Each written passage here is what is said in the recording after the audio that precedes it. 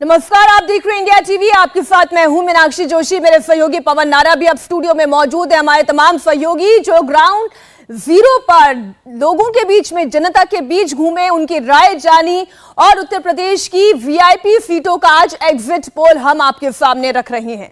UP में किसकी सरकार बनेगी और कौन विपक्ष में बैठेगा, इसका फैसला होने में अब 24 घंटे से भी कम का वक्त बाकी है। इससे पहले आपको बताते हैं कि यूपी की वीआईपी सीटों का एग्जिट पोल क्या है, यह हम आपको बता रहे हैं। अभी तक हमने आपको दिखाया है कि योगी सरकार के बड़े मंत्रियों की सीटों का एग्जिट पोल क्या रहा। इस चुनाव में अखिलेश यादव भी बहुत कुछ दांव पर लगाए हैं।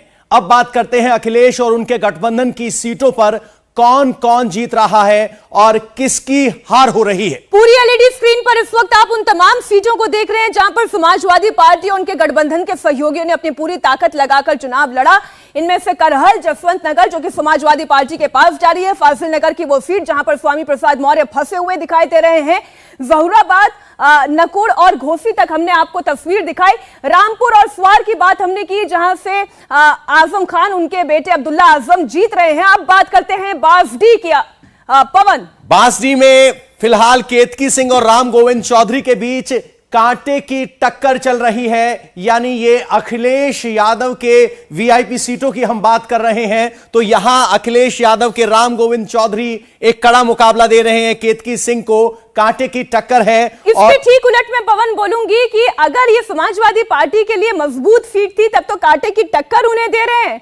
कांटे की टक्कर का मतलब यह है कि एग्जिट पोल भी अभी यह तय नहीं कर पा रहा है कि आखिर में किसका पलड़ा यहां भारी हो सकता है। इसके लिए आपको कल सुबह 6 बजे का इंतजार करना होगा जब रजत जी हमारे साथ होंगे यह बताने के लिए। अब जरा चिल्लूपार की बात कर लेते हैं। चिल्लूपार की क्या स्थिति है? चिल्लूपार में राजेश त्रिपाठी और विनय शंकर तिवारी के बीच मुकाबला है और यहां समाजवादी पार्टी यानी विनय शंकर तिवारी समाजवादी पार्टी के उम्मीदवार यहां से जीत सकते हैं, ऐसा एग्जिट पोल का अनुमान है। और तिवारी ब्राह्मण चेहरा। एक बार फिर से बिग पिक्चर हम आपको दिखा देते हैं चिल्लूपार से, जहां पर समाजवादी पार्टी की जीत हो सकती है। राजेश, चिल्लूपार आप गए, आपने वहां की स्थिति, नीतीश आप बताएं चिल्लूपार की स्थिति क्या कहती है? देखिए, चिल्लूपार वो इलाका है गोरखपुर का जो बीजेपी के लिए काफ़ी मुश्किल वाली जगह है। 9 सीटें पिछली बार में 8 बीजेपी जीती थी। जिस एक सीट को बीजेपी हारी थी वो सीट चिल्लूपार की ही थी। और चिल्लूपार का इलाका जो है वो हरिशंकर तिवारी, जो बाहुबली नेता के तौर पर जाने जाते हैं, एक ब्राह्मण चेहरे के तौर पर उन्होंने पूर्वांचल में खुद को स्थापित किया, सियासी पंडित के तौर पर अपना नाम उन्होंने बनाया, तो उनका वो इलाका है। लेकिन उन्होंने अपने बेटे को राजनीति में उतारा है, विनय शंकर तिवारी, जो पिछली बार बीएसपी के टिकट पर थे लेकिन इस बार वो समाजवादी पार्टी के टिकट पर मैदान में है। और उनका मुकाबला राजेश त्रिपाठी से है जो पहले वहां से बीएसपी के टिकट पर चुनाव जीत चुके हैं। तो दो ब्राह्मणों के बीच की लड़ाई है। ब्राह्मण बहुल इलाका है, करीब 1 लाख ब्राह्मण है और दलित और निषाद वोटर भी यहां पर निर्णायक हैं। तो ये इलाका काफी दिलचस्प है क्योंकि देखिए यहां पर क्षत्रिय बनाम ब्राह्मण की जो लड़ाई रही है गोरखपुर के इलाके में, जिसका मठ से भी रिश्ता रहा है, तो उसका वो केंद्र है। इसलिए यहां पर कह सकते हैं कि जो हरिशंकर तिवारी की परीक्षा होनी है, उनके चेहरे की परीक्षा होनी। मनीष, आप भी उस इलाके में गए हैं। सवाल यह है कि बीएसपी के टिकट पर जीते, अब की बार समाजवादी के टिकट पर मैदान में है, तो कास्ट कॉम्बिनेशन यहां क्या काम कर रहा है? कौन सी जात किसके साथ? क्या सिर्फ तिवारी होना काफी रहेगा? देखिए, ब्राह्मण बाहुल इलाका है लेकिन ये कास्ट इक्वेशन अगर आप देखें तो ब्राह्मण, दलित, ओबीसी ये तीनों को मिलाकर एक जातिगत जो आंकड़ा फिट होता है उससे सरकार बनती है। हालांकि टफ वहाँ पर कांटे की टक्कर है, लेकिन बाहुबली होना और साथ ही साथ उनके परिवार का एक जो रसूख है वहाँ पर लंबे समय से देखा गया है। दूसरी बात यह है कि जिस तरीके की जो वहाँ पर मुद्दे रहे हैं तमाम, लेकिन गोरखपुर एक मठ है, वहाँ पर योगी जी का होल्ड बहुत बड़ा है। जिस तरीके से गोरखपुर का विकास हुआ है और आसपास के इलाकों का विकास हुआ है, ये बहुत बड़ी बात मैंडेट फिट करती है। कांटे की टक्कर है, लेकिन कुल मिलाकर अभी ये माना जा रहा है कि जो जातिगत आंकड़े हैं उसके आधार पर जो वोट शिफ्टिंग होगी उस पर कहीं ना कहीं निगाहें टिकी रहेगी। तो सीट की बात करें मीनाक्षी, तो जो आप बता रही थी राम गोविंद चौधरी वाली सीट जो कि बहुत टफ सीट है, दिलचस्प ये है कि केतकी सिंह जिन्हें बीजेपी ने टिकट दिया है, पिछली बार भी केतकी सिंह ने चुनाव लड़ा था और तब बीजेपी से बगावत करके उन्होंने चुनाव लड़ा था। बगावत इस लिहाज से कि बीजेपी ने तब ये सीट गठबंधन के तहत राजभर की पार्टी को दे दी थी। इस बार फिर से वो चुनावी मैदान में है और पिछली बार जो राम गोविंद चौधरी जिनका वो गढ़ हुआ करता है वहाँ जीते थे, बहुत मामूली, मुझे याद है लगभग 1500-1600 वोट के आसपास ही जीत पाए थे और शायद वो इस लिहाज से आप अंदाजा लगा सकते हैं कि इस बार के चुनाव में कितना मुश्किल होगा उनके लिए। मीनाक्षी, कैराना सीट का मैं मेंशन करना चाहूंगी क्योंकि यहाँ पर अब हम दिखा रहे हैं कि कांटे की टक्कर है, लेकिन वो कांटे की टक्कर कहीं ना कहीं सपा के पक्ष में दिख रही है। वो इसीलिए क्योंकि पिछली बार जो जीत का अंतर रहा था, मृगांका सिंह पिछली बार भी बीजेपी की टिकट से चुनाव लड़ी थी और नाहिद हसन समाजवादी पार्टी से जीते ही थे। वो 20,000 वोटों का अंतर था लगभग। मृगांका सिंह को भी 77,000 वोट मिले थे और 98,000 वोट नाहिद हसन को मिले थे। लेकिन इस बार वहां पर वोटिंग 5% ज्यादा हुई है, जो एवरेज वोटिंग रहती है उससे ज्यादा 75% से ज्यादा वोट वहां पर पड़ा है। और कैराना को लेकर गौनी का एक बात जो मैंने खुद ने, ये पर्सनल मेरा ऑब्जर्वेशन है कि पलायन का मुद्दा जितना भारतीय जनता पार्टी की टॉप लीडरशिप उठा रही थी, उतना मृगांका सिंह खुद अपने मुंह से नहीं कह रही थी कि पलायन। हमें भूलना नहीं चाहिए, कैराना जो है वो एक परिपेक्ष है पूरे पश्चिमी उत्तर प्रदेश का। कैराना एक सिंबल है बीजेपी के लिए, सिर्फ कैराना सीट नहीं है।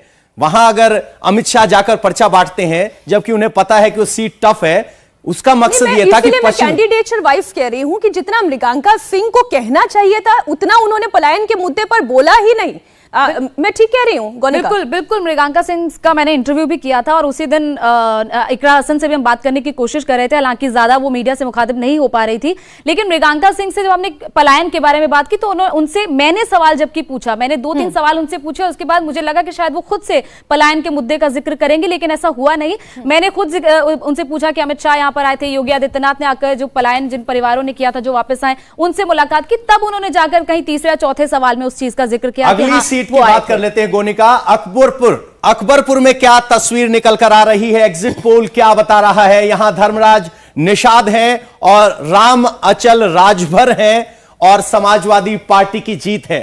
तो अब की बार की गुत्थी में सबसे बड़ा सवाल है कि आखिर राजभर किसके साथ हैं? ओम प्रकाश राजभर अब की बार 8 सीटों का दावा कर रहे हैं कि हम 8 सीटें जीतेंगे। तो उसमें से एक तो है, दिखा देते हैं। बिग पिक्चर ये कहती है कि जो अखिलेश की वीआईपी सीट है, जिनमें से करहल, जसवंत नगर, जहूराबाद, घोसी, रामपुर, स्वार, अकबरपुर और चिल्लूपाल, ये 8 सीटें तो ऐसी हैं जहां पर वो जीते नजर आ रहे हैं एग्जिट पोल के लिहाज से।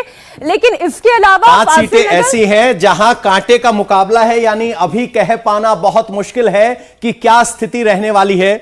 और अब मऊ की बात करते हैं। मऊ बाहुबलियों का इलाका और वहां सबसे बड़ा सवाल यह कि कौन जीतेगा। अशोक कुमार सिंह का मुकाबला अब्बास अंसारी से है। एग्जिट पोल इशारा कर रहा है कि ये अब्बास अंसारी जीतेंगे।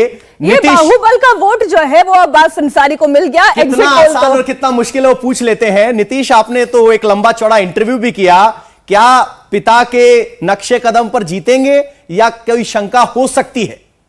देखिए, अब्बास अंसारी पिछली बार भी चुनाव लड़े थे 2017 में, उस समय घोसी से लड़े थे, बीएसपी के टिकट पर हार गए थे।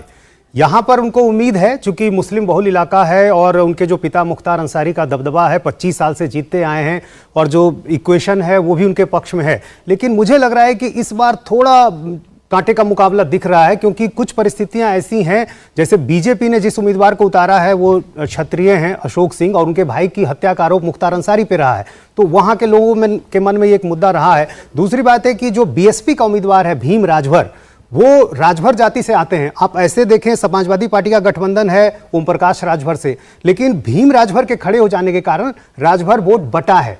बीजेपी में भी मैंने देखा शहरी इलाकों में राजभर वोट चाह रहा था और बीएसपी में भी गया है और अब्बास को भी गया है।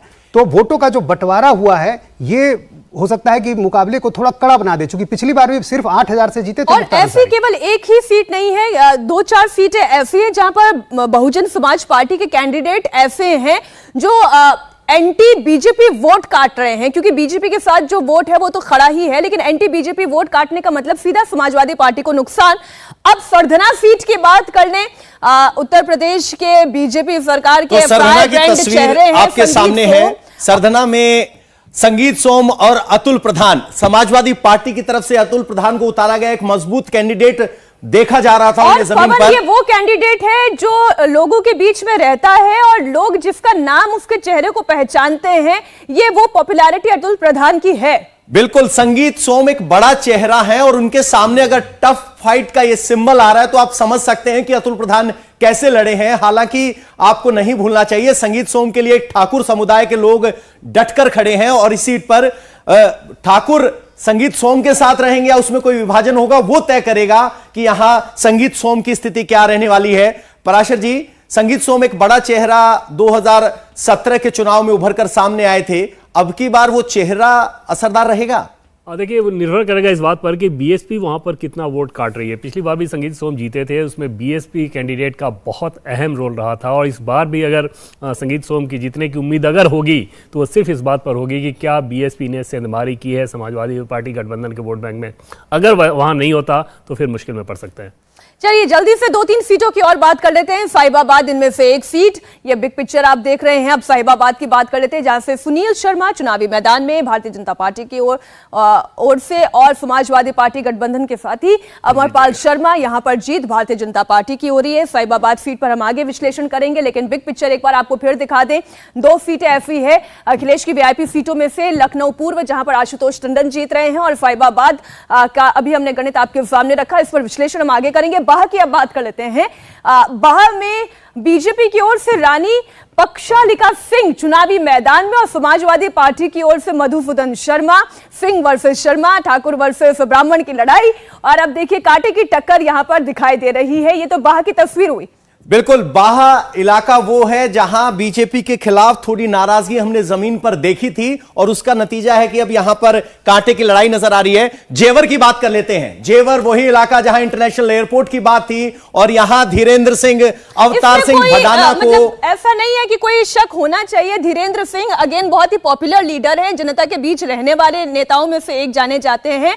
अवतार सिंह भदाना परिवार को जिन्होंने पार्टी बदली, बाद में कहा कि मैं चुनाव लड़ रहा हूं, नहीं लड़ रहा हूं, कोरोना हुआ है, नहीं हुआ है, उसके बाद कहा गया था कि यहां लड़ने से डर रहे हैं। उसका नतीजा दिख रहा है कि जेवर यहां बीजेपी के पक्ष में एग्जिट पोल कम से कम बता रहे हैं। फिलहाल की तस्वीर यह है। और ओपिनियन पोल में भी ये सीट हमने बताई थी कि बहुत इजी है भारतीय जनता पार्टी के लिए, जेवर को जीतना मुश्किल नहीं है। मिलक भी एक बार हम बता लेते हैं, उसके बाद फिर 2-3 सीटें और फिर इस पर डिटेल में चर्चा। मिलक से राजबाला बीजेपी के उम्मीदवार, समाजवादी पार्टी की ओर से विजय सिंह चुनावी मैदान में, यहां पर भी कांटे की टक्कर दिखाई दे रही है। पवन, यानी अखिलेश के जो वीआईपी उम्मीदवार हैं वो कांटे की टक्कर दे रहे हैं। इसमें आप देखेंगे तो ग्रीन जो आप पैच देख रहे हैं वो समाजवादी पार्टी जीत जरूर रही है, लेकिन बहुत सी वीआईपी सीट्स पर टफ फाइट है, और अखिलेश के अगर वीआईपी टफ फाइट का सामना कर रहे हैं तो आप समझ सकते हैं कि समाजवादी पार्टी के इसके क्या संकेत हैं। इंडिया टीवी हर वक्त हर जगह डाउनलोड करने के लिए सर्च करें